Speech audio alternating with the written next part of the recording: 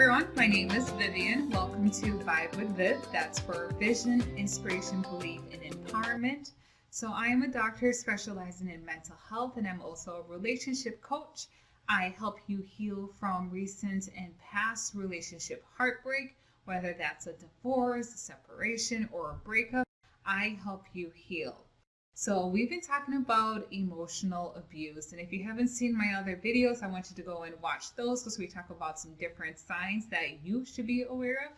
And today we're going to be talking about a different sign, and for anyone who may have experienced emotional abuse, I don't want this in any way to be a trigger to you, so just being aware of the topic we're talking about today. My goal is that you'll be able to take this information and kind of evaluate your relationship and see if you're experiencing that and be able to address that or help someone else who may be experiencing something such as what we're going to be talking about today. So let's dive in and talk about the topic, the sign for today. So the sign we're going to be addressing for today in this video about emotional abuse is when your feelings or your concerns are not being validated or heard. So if you feel like when with your partner, when you bring up concerns, for example, your partner kind of brushes it off, like, and just dismisses it, makes you feel as though, you know, that concern or thing you're thinking about is not that serious or it doesn't really need to be discussed or talked about. They brush that off and now you feel hurt, sad, and angry because you're trying to figure out why you can't have this conversation with your partner, or maybe why your partner does not take it seriously. And it becomes emotional abusive when your partner starts doing it intentionally because they see how it makes you feel. They use it as a way to have control and make you feel sad or angry so that they don't give attention to what your thoughts are or what your concerns are. Because genuinely, you probably have a legitimate concern or it's something you want to talk about, but because they know maybe the result of what that communication will lead to, they intentionally avoid those situations or communications so that you don't have a say or, you know, an input in whatever may be going on with that situation. So it becomes abusive when your partner does it intentionally to avoid having a conversation or to talk about something or to address a concern of yours that is legitimately valid. And when they keep doing that, now you start feeling like, oh, maybe what I have to say is not serious, or maybe it's not a thing I should actually be worried about, or it's not valid. And now you start internalizing yourself and thinking that you're the problem when actually you're not. You have something legitimate on your mind that needs to be discussed and talked about, but your partner is intentionally avoiding that conversation or concern and is dismissing it.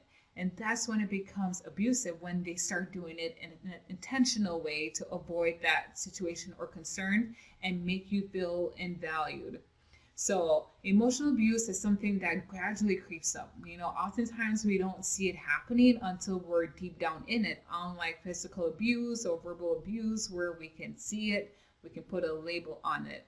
So my goal is to really help you to see with some of these signs and be aware of it and to notice whether you're in that situation. So if I'm talking about this and you're realizing like, wow, like that's me, like I have been experiencing where I'm not being heard, what do I do? So the first thing I want you to do is that you have identified that you are in that situation, which is great because like I said, sometimes we don't realize we're in that situation and we're in it. So the fact that you've identified that you're experiencing that, great job, right? So now what you need to next do is to address that concern with your partner. And now that becomes an issue if your partner consistently does not, you know, give you that room to bring up your concern and is dismissive and you're not being heard in your relationship. And if you a number of times it's not going anywhere, a question for you to ask now is your partner willing to get the support they need to identify why they do that? Why are they being dismissive?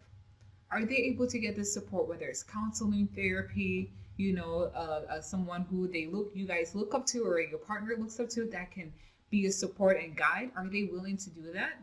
Because what happens is that if that continues, you gradually feel separated and emotionally detached from your partner, and then you lose your identity and you start doubting yourself, and it impacts your mental health and your well-being.